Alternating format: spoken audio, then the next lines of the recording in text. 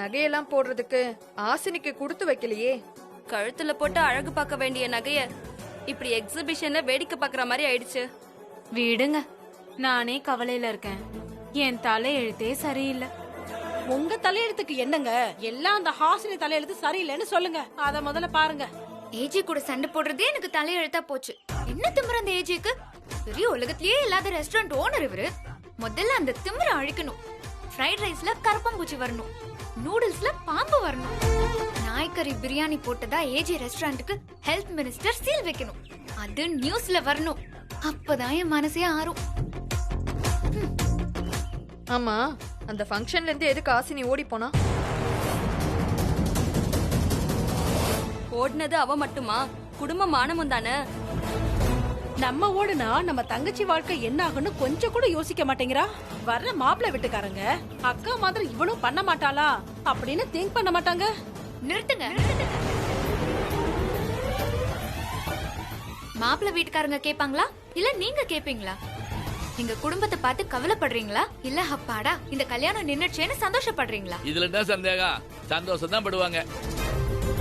போங்க, போய் பட்டாசு வெடிச்சு கொண்டாடுங்க. இவளுக்கு கிடைச்சது நமக்கு கிடைக்கலையேன்னு முதல்ல பொறாமப்பட்டீங்க. இப்போ நமக்கு கிடைக்காதது இவளுக்கும் கிடைக்கலையேன்னு சந்தோஷப்படுறீங்க.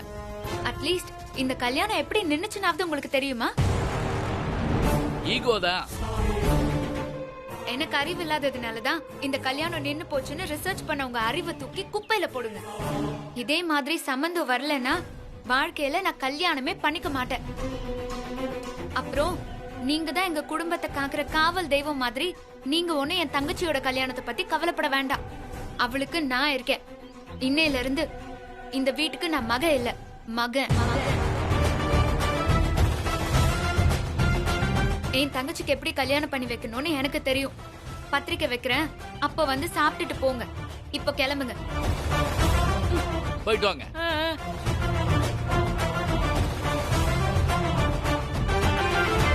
பாத்தியா ஹாசினிய தான் தங்கச்சி மேல எவ்வளவு பாசம் வச்சிருக்கான்னு.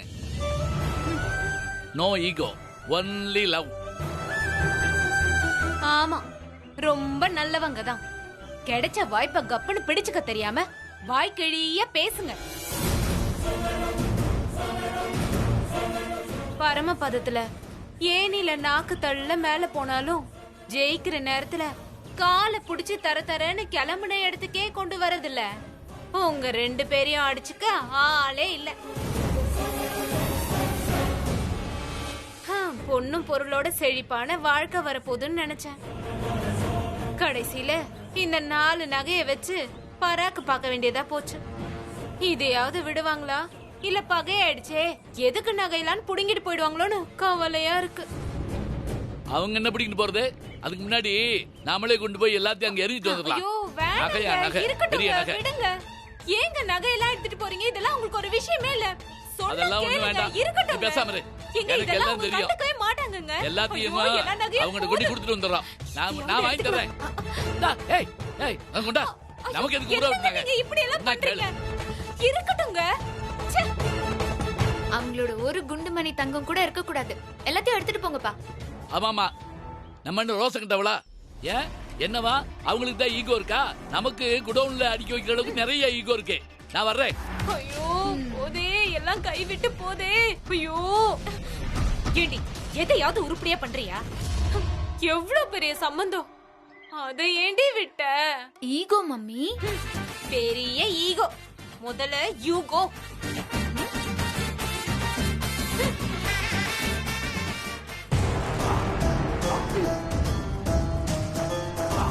இதுவாவது மிஞ்சிச்சே.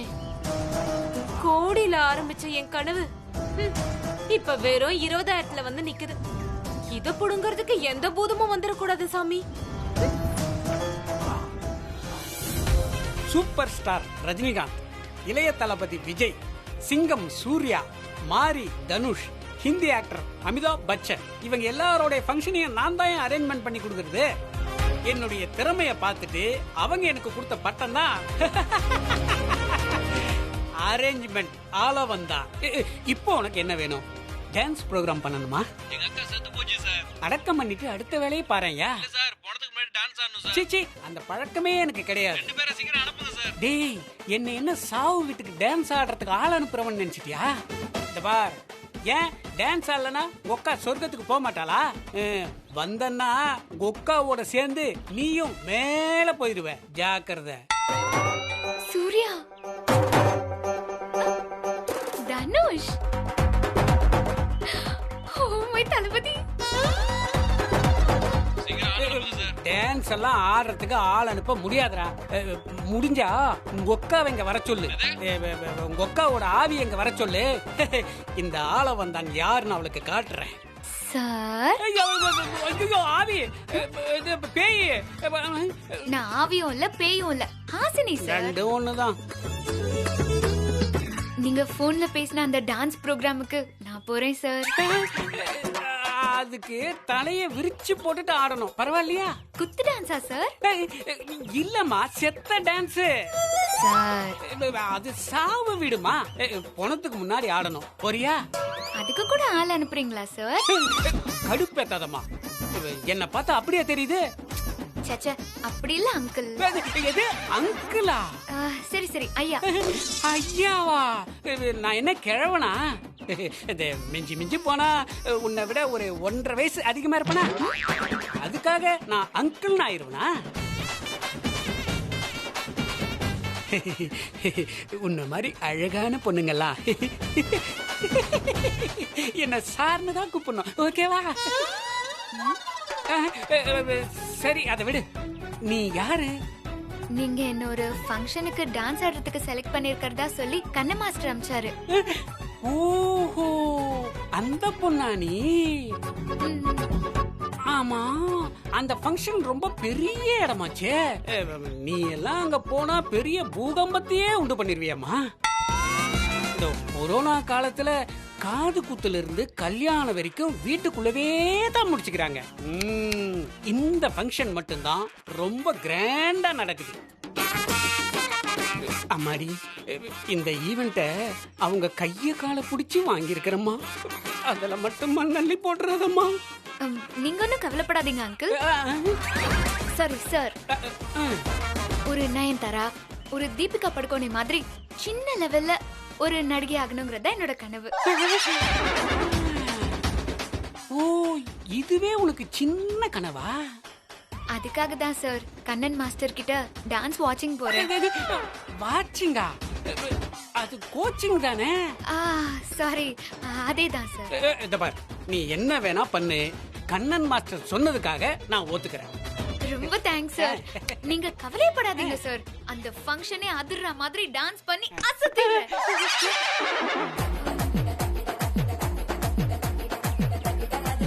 இந்த அம்மா டான்ஸ் மட்டும் அதிர்ற மாதிரி ஆடுமா. இது பழைய பில்டிங்மா, உன் ஆட்டத்துக்கெல்லாம் இது தாங்காது. கிளம்புறியா? ஈவென்ட் எங்க சார்? சிங்கப்பூர்ல. இடம் சொன்னாதான் ஆடுவியா?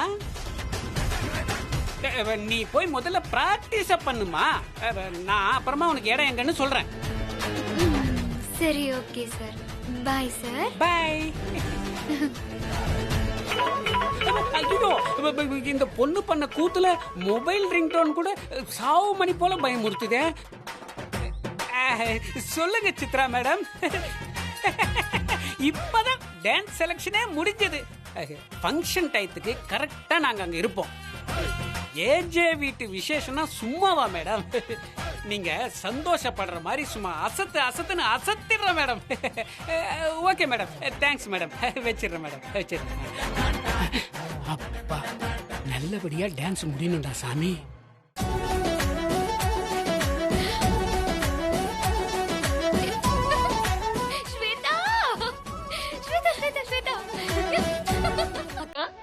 என்னக்கா இவ்வளவு சந்தோஷமா இருக்க? எனக்கு வேலை கிடைச்சிருச்சு. அப்படியா?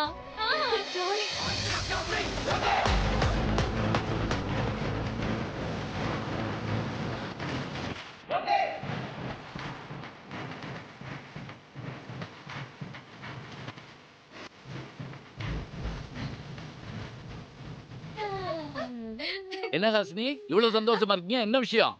ஒரு குட் நியூஸ் பா. உனக்கு குட் நியூஸ்னா அது எல்லாருக்கும் பேட் நியூஸ். எல்லாருக்கும் பேட் நியூஸ்னா உனக்கு குட் நியூஸ் தானே?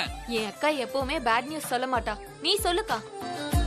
ஃபங்க்ஷன் அரேஞ்ச் பண்ற ஈவென்ட் மேனேஜர் எனக்கு ஃபோன் பண்ணாரு. ஏதாவது ஃபங்க்ஷனை கலவரம் பண்ணி பாதியிலே முடிக்கணும் கிளம்பி வான்னு சொன்னானா? அவ சொல்றதுக்கு நீ ஏன் கிளவரம் பண்ற? நீ சொல்லுமா. ஒரு ஃபங்க்ஷன்ல டான்ஸ் ப்ரோகிராம் பண்ண என்ன கூப்பிட்டிருக்காங்கப்பா. அத்தாடி, நீ மறுபடியும் ஆரம்பிச்சிட்டியா? சீதா வேஷம் போடுறேன்னு போய் கொண்டு வந்த பிரச்சனையிலே இந்த வீடு ஆட்டம் கண்டு போச்சு. இதுல மறுபடியும் டான்ஸ்ங்கிற பேர்ல ஆட்டம் போட பாக்குறியா? அதனாலும் பரவாயில்ல, நாடகம் சீதா வேஷம்னு கொஞ்சம் கௌரவமா இருந்துச்சு. நீ சொல்ற இந்த ஃபங்க்ஷன்ல 100 பேர் இருப்பாங்க. அவங்க முன்னாடி போய் டான்ஸ் ஆடினா நல்லாவா இருக்கும்?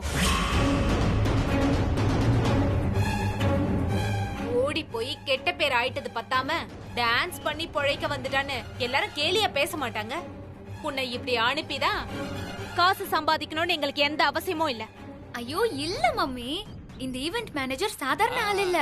சினிமா அவார்ட் ஃபங்க்ஷன், பட ஆடியோ ரிலீஸ், மியூசிக் கான்சர்ட் எல்லாம் பண்ற பெரிய ஆளு. அதுவும் இல்லாம இந்த ஃபங்க்ஷன்ல சினிமா ஹீரோயின்ஸ்லாம் வந்து டான்ஸ் பண்றாங்க. உங்க கூட சேர்ந்து டான்ஸ் ஆடுற சான்ஸ் வந்திருக்கு. ப்ளீஸ் தடுக்காதீங்க மம்மி. நடிகை சாய் பல்லவி கூட டான்சரா இருந்துதான் ஹீரோயின் ஆனாங்க. யாரு கண்டா? ஹாசினி ஹீரோயினா இருக்கா இந்த கல்யாணம் நிச்சயம் என்னவோ. பேசாம இருங்க. நானே ஓடி போன இவள யார் கல்யாணம் பண்ணிப்பாங்கன்னு கவலையில இருக்கேன். இதுல எல்லார் முன்னாடியும் தைய தக்கான்னு குதிச்சா விளங்கிரும். 4 பேர் என்ன சொல்லுவாங்க? ஏஜே கூட கல்யாணம் முடிவானப்போ நீங்க சொல்ற அந்த 4 பேரும் தப்பா தானே மம்மி பேசினாங்க. நின்னதுக்கும் அவங்களே தப்பா தான் பேசினாங்க. உன் கல்யாணம் எப்படி நினைச்சுன்னு உனக்கு தெரியும்ல? ஈகோ. எனக்கு கேக் செய்ய தெரிஞ்ச மாதிரி அக்காக்கு நடிக்க தெரியும். அக்காவை கேக் பண்ண என்ன நடின்னு சொன்னா நடக்குமா? அவளுக்கு எதுல இன்ட்ரெஸ்ட் இருக்கோ அதுல போகட்டும். கல்யாணம் நின்னு போன டிஸ்டர்ப்ல இருந்து வெளியில வர்றதுக்கு இந்த ஃபங்க்ஷன் ஒரு ரிலாக்ஸா இருக்கும்.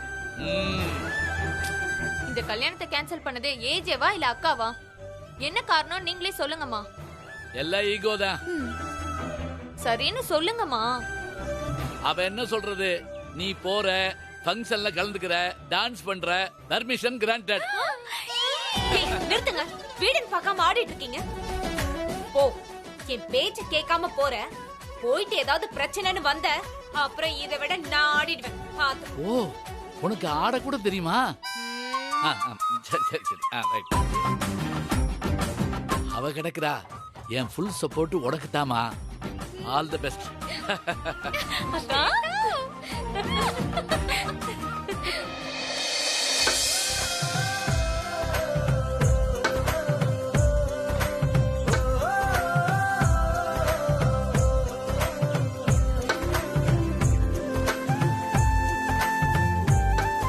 வேலைன்னு சொன்னாலே ஏதாவது காரணம் சொல்லி எஸ்கேப் ஆயிடுவ. இன்னைக்கு என்னக்கா இவ்ளோ எனர்ஜியா இருக்க? அதுவா, நீங்க வேலையா நினைச்சு இடிக்கிறீங்க, ஆனா நான் மனசு பூரா சந்தோஷத்தோட இடிக்கிறேன். அதான். அப்படி எனக்கு அவ்வளவு சந்தோஷம். என் தங்கச்சி இந்த வீட்டுக்கு அத்தையா வரப்போறால, அந்த சந்தோஷம். எப்படி இருந்தாலும் கோமலி நம்ம எல்லாருக்கும் அத்தை தானே.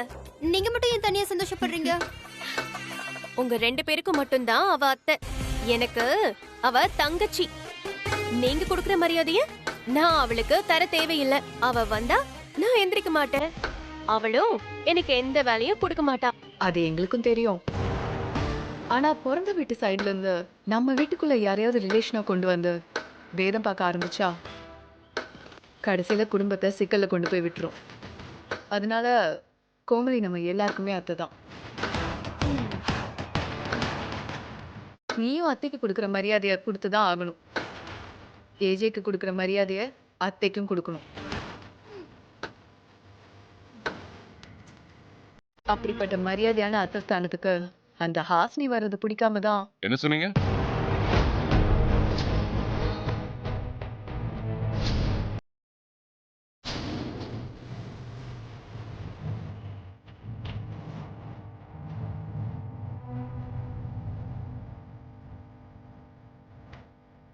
யார பத்தி பேசிட்டு இருந்தீங்க? வரப்போற அத்தைய பத்தி. அப்படியா? வரக்கூடாதவளை பத்தி பேசின மாதிரி இருந்துச்சு.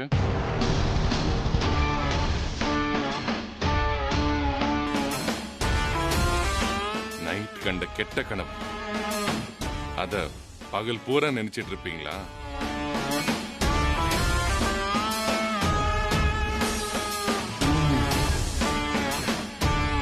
மறக்க வேண்டியது மறந்தா உங்களுக்கு நல்லதுதான்.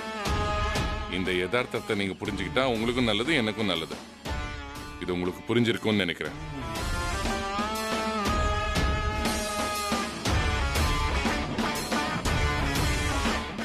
சரி ஏஜே, சாரி. இனி இப்படி நடக்காம பாத்துக்கிறேன்.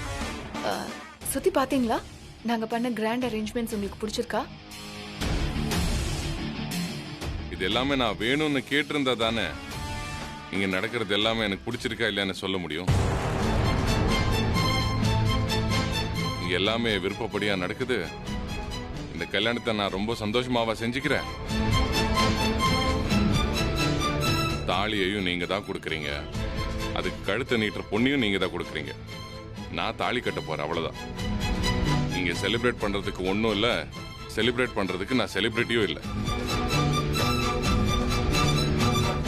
என்ன ஏஜே, நாங்க சந்தோஷமா ஓடி ஆடி கல்யாண வேலை பண்ணிட்டு இருக்கோம். ஏன் ஏன் இப்படி சொல்லி எங்க கைய கட்டி போடுறீங்க? ரவலியோட லெட்டரை பார்த்து நான் மட்டும் என் மனசை கட்டி போடல. இது உங்களுக்கு புரிஞ்சிருக்கும்னு நினைக்கிறேன்.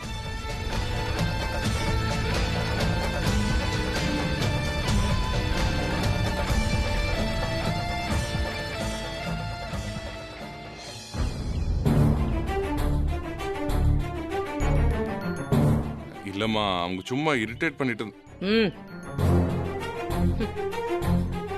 அம்மா என்கிட்ட எதுவும் பேசாத. அம்மா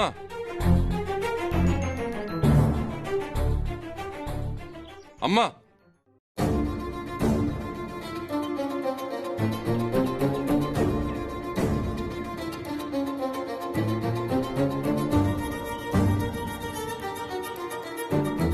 என்னம்மா, என்னாச்சு? ஏன் பேக் எல்லாம் பேக் பண்ணிட்டு இருக்க? நீதான் எதையுமே முன்கூட்டியே கணிக்கிற அறிவாளியாச்சே, உனக்கு தெரியாதா? தெரியாம தானே கேக்குறேன். என்னாச்சு சொல்லு. நான் காசிக்கு போறேன். காசியா? என்னமாச்சு உனக்கு? ஏன் என்னென்னமோ சொல்ற? எப்போ வாழ்க்கையில வெறுப்புன்னு ஒண்ணு வருதோ அப்ப போக வேண்டியதானே. வாழ்க்கையில வெறுப்பா? இப்போ எல்லாமே வெறுக்கிற அளவுக்கு என்ன நடந்துச்சு உன் வாழ்க்கையில? எல்லாத்தையும் நான் ஏன்பா வெறுக்க போறேன்? இந்த உலகத்தையே வெறுத்தாலும் என்னால ஒன்ன வெறுக்க முடியாது ஏஜே. இறந்து போன மனைவியை நினைச்சு இப்ப வரைக்கும் இன்னொரு பொண்ணு மனசால கூட நினைக்காத தங்கையா நீ. உனக்கு பிறக்கலனா கூட உன் அண்ணன் பசங்க அந்த 3 பேரையும் நீ பெத்த பசங்களா பாக்குறேன். அந்த பசங்களை கல்யாணம் பண்ணிட்டு வந்த பொண்ணுங்களை பெத்த பொண்ணா பாக்குறேன். இவ்வளவு பெரிய மனசு இப்ப யாருக்கு இருக்கும்? அப்படிப்பட்ட ஒன்ன நான் எப்படியா வெறுக்க முடியும்? இந்த வீட்ல நான் இல்லனா கூட எல்லாத்தையும் நீ பாத்து பேஜே. அப்போ என்ன யாருமா பாத்துப்பா?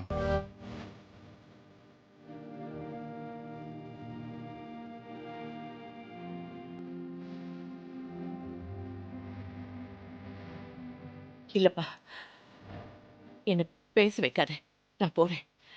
இப்ப நான் என்ன பண்ணேன்? நீ எதுவுமே பண்ண மாட்டேன்றியே, அதான பிரச்சனையே. என்னமா சொல்ற? உன் இஷ்டப்படி தானே எல்லாமே நடக்குது. பொய் சொல்லாத. எல்லாமே உன் பொண்டாட்டி விருப்பப்படி தானே நடக்குது. சரி, என்னன்னாலும் கடைசியில என் முடிவை மாத்திக்கிட்டேல.